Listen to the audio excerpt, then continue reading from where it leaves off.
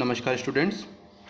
पिछले वीडियो में हमने हाइड्रोफाइट्स प्लांट्स या जो जलोद्भिद पादप होते हैं उनके वर्गीकरण या क्लासिफिकेशन के बारे में पढ़ा था। तो हाइड्रोफाइट्स प्लांट्स जो होते हैं उसमें हमने हाइड्रोफाइट प्लांट्स के जो टाइप्स थे, सबमर्ज्ड प्लांट्स यानी जो निमग्न पादप, और इसके अलावा जो फ्लोटिंग यानी प्लवमान पादप, और एम्फीबियस प्लांट्स यानी जो जल स्थलीय पादप है उनके बारे में पढ़ा था और उनके एग्जाम्पल्स देखे थे। आज हम देखेंगे कि जो हाइड्रोफाइट्स प्लांट्स हैं उनके अंदर किस प्रकार के एडेप्टेशंस या अनुकूलताएं पाई जाती है। तो आज का टॉपिक है एडेप्टेशंस इन हाइड्रोफाइट्स। तो हाइड्रोफाइट्स जो प्लांट होते हैं उनके अंदर जो अनुकूलताएं हैं वो कई रूपों में हो सकती है, जैसे कि मॉर्फोलॉजिकल यानी आकारिकी प्रकार के अनुकूलन उनमें देखने को मिल सकते हैं। इसके अलावा एनाटॉमिकल यानी उनकी जो इंटरनल स्ट्रक्चर है या जो उनके अंदर शारीरिक अनुकूलन हमें देखने को मिल सकते हैं। इसके अलावा हमें फिजियोलॉजिकल एडेप्टेशंस यानी कार्यकी प्रकार के अनुकूलन भी देखने को मिलते हैं, जिससे जो हाइड्रोफाइट प्लांट्स है वो जल के अंदर रहने में सक्षम हो पाते हैं या वो आसानी से जल के अंदर रह सकते हैं। इसके अंदर हम सबसे पहले जो जलोद्भिद पादपों में पाए जाने वाले मॉर्फोलॉजिकल एडेप्टेशंस यानी आकारिकी अनुकूलन के बारे में बात करेंगे। तो सबसे पहले हम बात करेंगे कि हाइड्रोफाइट प्लांट्स के अंदर जो पाई जाने वाली मूल है या जो जड़ हैं, रूट के बारे में, कि रूट के अंदर हमें किस प्रकार के मॉडिफिकेशंस या एडेप्टेशंस देखने को मिलते हैं। तो जो हाइड्रोफाइट प्लांट्स है, क्योंकि वो जल के अंदर रहते हैं, इसलिए उनके अंदर जो रूट है वो पुअरली डेवलप्ड होती है यानी कम विकसित होती है। मूल तंत्र जो होता है वो कम विकसित होता है और हो सकता है वो एब्सेंट भी हो, अनुपस्थित भी हो जाए, या बहुत अल्प विकसित हमें देखने को मिलता है, क्योंकि इनके अंदर जो ये चारों ओर जल रहता है और रूट जो है उसका मेन फंक्शन होता है जल का संवहन करना। तो ये हमेशा जल में ही रहते हैं, इसलिए इनके अंदर जो रूट की इतनी आवश्यकता होती नहीं है और जो रूट है वो कम विकसित होती है। और इसके अलावा जो इसके अंदर रूट जो है वो पुअरली डेवलप्ड होती है। इस कारण इनके अंदर जो पूरी प्लांट सरफेस है यानी जो प्लांट की पूरी जो सतह है उसी के द्वारा जो वाटर और मिनरल्स यानी जल और खनिज लवण जो होते हैं उनका अवशोषण प्लांट की पूरी सतह या सरफेस के द्वारा किया जाता है। और जो रूट कैप के अंदर एक स्ट्रक्चर जो रूट के अंदर एक स्ट्रक्चर होती है रूट कैप यानी मूल गोप। तो ये जो रूट कैप होती है वो जलोद्भिद प्लांट्स के अंदर सामान्यतया एब्सेंट होती है। रूट कैप या मूल गोप इनके अंदर सामान्यतया एब्सेंट होती है और रूट कैप के स्थान पर इनके अंदर जो स्ट्रक्चर हमें देखने को मिलती है वो कहलाती है रूट पॉकेट्स, जिसको मूल कोटरिकाएं भी कहा जाता है। तो इस प्रकार के जो रूट पॉकेट्स स्ट्रक्चर है वो हमें आइकोर्निया प्लांट यानी जो जलकुंभी है, सामान्यतः जिसको जलकुंभी कहा जाता है, उसमें देखने को मिलती है। साथ ही साथ जो ट्रापा यानी जो सिंगाड़ा होता है उसके अंदर भी हमें रूट पॉकेट्स देखने को मिलते हैं। इसके अलावा पिस्टिया के अंदर भी ये स्ट्रक्चर प्रेजेंट होती है। तो ये भी एक प्रकार का मॉर्फोलॉजिकल एडेप्टेशन है कि इसके अंदर रूट पॉकेट्स जो हैं वो पाए जाते हैं। इसको हम स्लाइड से समझते हैं। तो जैसे कि ये आइकोर्निया प्लांट है जिसको जलकुंभी कहा जाता है, तो इसके अंदर हम देख सकते हैं कि रूट पॉकेट की जगह, रूट कैप की जगह पे हमें रूट पॉकेट्स हमें आइकोर्निया प्लांट के अंदर देखने को मिलते हैं, जो कि एक प्रकार का मॉर्फोलॉजिकल एडेप्टेशन है। इसके अलावा हम देख सकते हैं कि इसके अंदर स्टेम का भी एक मॉडिफिकेशन हमें देखने को मिलता है जो कहलाता है ऑफसेट। और अगर हम लीफ के मॉडिफिकेशन की बात करें तो यहाँ हम देख सकते हैं आइकोर्निया प्लांट के अंदर जो पेटियोल होता है यानी जो पर्णवंत होता है वो थोड़ा फूल जाता है। स्वोलन पिटियोल इसके अंदर देखने को मिलता है ताकि ये जल की सतह के ऊपर तैर पाने में या फ्लोटिंग करने में आसानी से सक्षम हो सके। तो ये आइकोर्निया प्लांट है जो कि जलकुंभी के नाम से जाना जाता है। तो इसके अंदर कुछ प्रकार के एडेप्टेशंस हमें देखने को मिलते हैं। इसके अलावा जो है एक और प्लांट होता है जूसिया रेपेंस। इस प्लांट के अंदर हमें दो प्रकार की जड़ें देखने को मिलती है। इसके अंदर जो जड़ें हैं उसके दो प्रकार होते हैं। फर्स्ट होता है सामान्य जड़ें यानी जो जिनको नॉर्मल रूट्स होती है, और सेकंड होता है फ्लोटिंग रूट्स या जो स्पंजी रूट्स यानी इनकी जो संरचना है वो स्पंजी प्रकार की होती है, और जिसके कारण ये जो प्लांट की जो होता है ये जल की सतह पर फ्लोटिंग करता है या प्लावित करता रहता है। इसके अलावा जो ये फ्लोटिंग रूट या स्पंजी रूट होते हैं उसके कुछ फंक्शंस होते हैं। ये रेस्पिरेशन यानी श्वसन के अंदर हेल्प करता है। साथ ही साथ इसका दूसरा फंक्शन, जैसे अभी हमने बात की थी, ये जो जल की सतह पर प्लांट को तैरने में सहायता प्रदान करते हैं। इसके अलावा जो कुछ रूट्स ऐसी होती है जैसे कि सिंघाड़ा यानी ट्रापा, उसके अंदर जो रूट होती है वो हरी हो जाती है और फोटोसिंथेसिस का काम भी करती है। तो इस प्रकार के मॉडिफिकेशंस भी हमें देखने को मिलते हैं। और जो मैंग्रोव प्लांट्स होते हैं यानी जो मैंग्रोव वनस्पति होती है जो कि स्वयं यानी जो में उगते हैं, उन जैसे कि एविसीनिया प्लांट्स और राइजोफोरा और एविसीनिया प्लांट्स, इनके अंदर हमें न्यूमेटोफोर देखने को मिलते हैं। न्यूमेटोफोर जो होती है उनको श्वसन जड़ भी कह सकते हैं हम, और ये एक प्रकार का रूट का मॉडिफिकेशन होता है जो कि हमें मैंग्रोव प्लांट्स यानी मैंग्रोव वनस्पति के अंदर हमें देखने को मिलता है।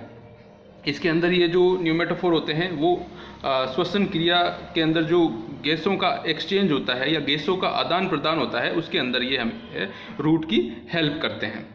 तो इस प्रकार ये कुछ ऐसे एडेप्टेशंस थे जो कि हाइड्रोफाइट प्लांट्स के अंदर हमें देखने को मिलते हैं जड़ के अंदर। इसके अलावा हम जो हाइड्रोफाइट प्लांट्स के कुछ और मॉर्फोलॉजिकल एडेप्टेशंस की बात करें तो इसके अंदर हम स्टेम का मॉडिफिकेशन देखते हैं। तो हाइड्रोफाइट प्लांट्स के अंदर जो सामान्यतः स्टेम होता है या जो तना होता है वो बहुत डेलिकेट होता है, यानी कोमल, कमज़ोर और पतला होता है।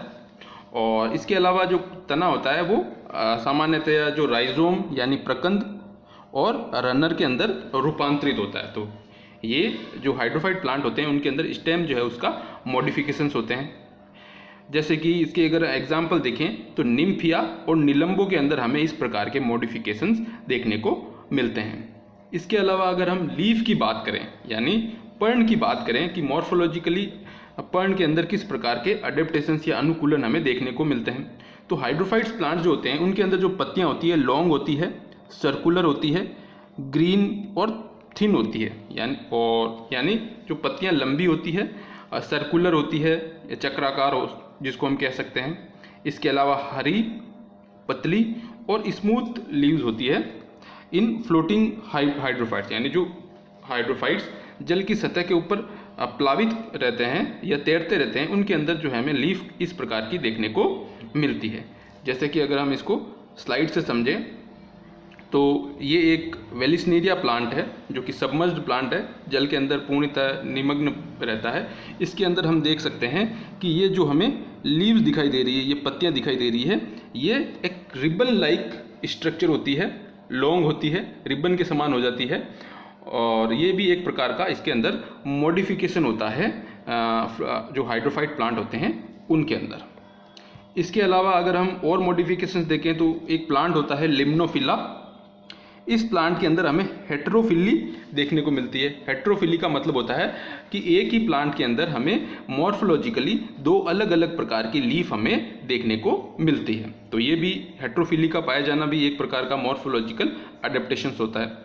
इसके अलावा अगर हम आइकॉर्निया या जलकुंभी की बात करें, जैसे कि हमने अभी डायग्राम के अंदर देखा कि इसके अंदर जो पेटियोल होता है यानी जो पर्णवृंत होता है वो स्वोलन और स्पंजी हो जाता है, यानी फूल जाता है, जिससे जो प्लांट है वो जल की सतह पर तैर पाने में सक्षम होता है। जैसे कि इसके अंदर हम देख सकते हैं कि यहाँ पर हमें जो पिटियोल दिखाई दे रहा है, ये जो पिटियोल वाला भाग है ये स्वोलन या फूला हुआ होता है।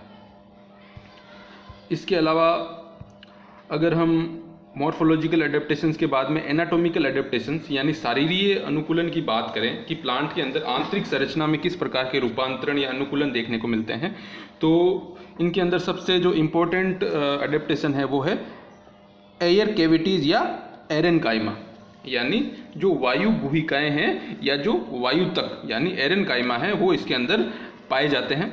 ये सामान्यतः जो है वो कोर्टेक्स वाले भाग में पाए जाते हैं, जिससे जो प्लांट जो है उसको एयर जो है वायु आसानी से मिल सके। इसके अलावा एनाटॉमिकल एडेप्टेशंस की अगर हम बात करें तो इसको हम स्लाइड से समझते हैं। तो जैसे कि हम देख सकते हैं ये एक हाइड्रिला प्लांट है, उसका स्टेम है। हाइड्रिला प्लांट जो कि एक सबमर्ज्ड हाइड्रोफाइट है, उसके तने के अंदर हमें इस प्रकार के एयर चैम्बर्स देखने को मिलते हैं। ये वायु कोश होते हैं जो कि एक प्रकार का एनाटॉमिकल अडेप्टेशंस होता है जलोदबिद पादपों के अंदर। और इनकी अगर हम एपिडर्मिस की बात करें तो जो जलोदबिद पादप होते हैं उनके अंदर एपिडर्मिस जो सामान्यतया एकल परत होती है यानी सिंगल लेयर की होती है, और अधिकांशतया ये पतली झिल्ली वाली जो मृदुतक कोशिकाएं यानी पेरेन्काइमेटस सेल्स जो कि थिन वॉल्ड होती है उनसे मिल करके बनी होती है। तो ये कुछ इस प्रकार के इसके अंदर हमें मॉडिफिकेशंस देखने को मिलते हैं। इसके अलावा अगर हम पोटामोजिटोन पैक्टिनेटस, ये भी एक हाइड्रोफाइट प्लांट है जो कि सबमर्ज्ड हाइड्रोफाइट के अंदर इंक्लूड किया जाता है। ये इसके रूट का एक सेक्शन दिखाया गया है इस स्लाइड के अंदर। तो इसके अंदर भी हम देख सकते हैं कि हमें यहाँ पर एयर चैम्बर, जिसको लेक्यूनी भी कहा गया है, वो हमें इसके अंदर देखने को मिलते हैं। तो ये इसके अंदर जो एनाटॉमिकल एक प्रकार का अडेप्टेशंस हुआ। इसके बाद में हम बात करें तो एनाटॉमिकल अडेप्टेशंस के अंदर जो यांत्रिक उत्तक होते हैं यानी जो सहायता करते हैं प्लांट की यांत्रिक सहायता करते हैं, वो उनके अंदर भी हमें रिडक्शन देखने को मिलता है। और जो वेस्कुलर एलिमेंट्स होते हैं यानी जो संवहन उत्तक होते हैं वो भी जलोदबिद पादपों के अंदर कम विकसित होते हैं, यानी जो जाइलम और फ्लोएम वाला जो भाग होता है वो भी सामान्यतया कम होता है। और इसके अंदर हम जलोदबिद पादपों की बात करें तो इनके अंदर जो जाइलम होता है उसमें वाहिकाएं यानी जो वेसल्स होती है वो कम होती है, और नॉर्मली जो है सामान्यतः इनमें ट्रैकिड्स जो हैं वो पाई जाती है। और ओवरऑल बात करें तो उसके अंदर जो संवहन उत्तक हैं या जो वेस्कुलर टिश्यू है वो पूर्णतया विकसित नहीं होते हैं। तो ये जो हाइड्रोफाइट प्लांट्स हैं उनके अंदर पाए जाने वाले एनाटॉमिकल अडेप्टेशंस थे।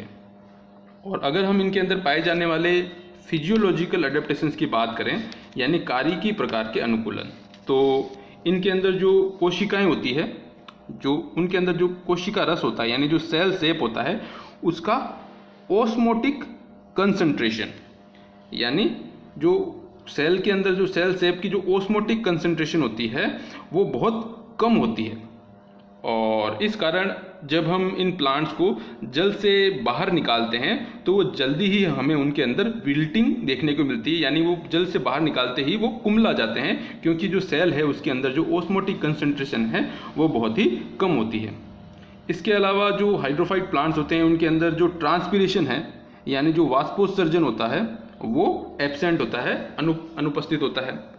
और जब वाष्पोत्सर्जन इनके अंदर नहीं होगा तो इनके अंदर जो जल उत्सर्जन होता है वो एक प्रोसेस के द्वारा होता है जिसको कहा जाता है गट्टेशन या बिंदुस्राव। बिंदुस्राव की प्रक्रिया हमें इसके अंदर देखने को मिलती है, जिसमें वो जो जल होता है वो ड्रॉपलेट्स यानी जो जल की बूंदों के रूप में बाहर निकलता है।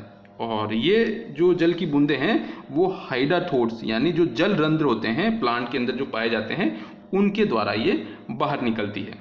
तो ये फिजियोलॉजिकल एडेप्टेशंस के अंदर एक स्ट्रक्चर है जो कि हाइडाथोड्स या जल रंध्र कहलाती है, जो कि प्लांट के अंदर जो गटेशन यानी जो बिंदु स्राव की प्रक्रिया है उसके अंदर हेल्प करता है। तो इस प्रकार फिजियोलॉजिकल एडेप्टेशंस के अंदर ऑस्मोटिक प्रेशर का कम होना और गटेशंस आदि प्रोसेस को इंक्लूड किया जा सकता है। तो ये प्लांट के जो हाइड्रोफाइट प्लांट्स होते हैं उनके अंदर पाई जाने वाली कुछ मॉर्फोलॉजिकल, एनाटॉमिकल और फिजियोलॉजिकल अडेप्टेशंस थी। Thank you.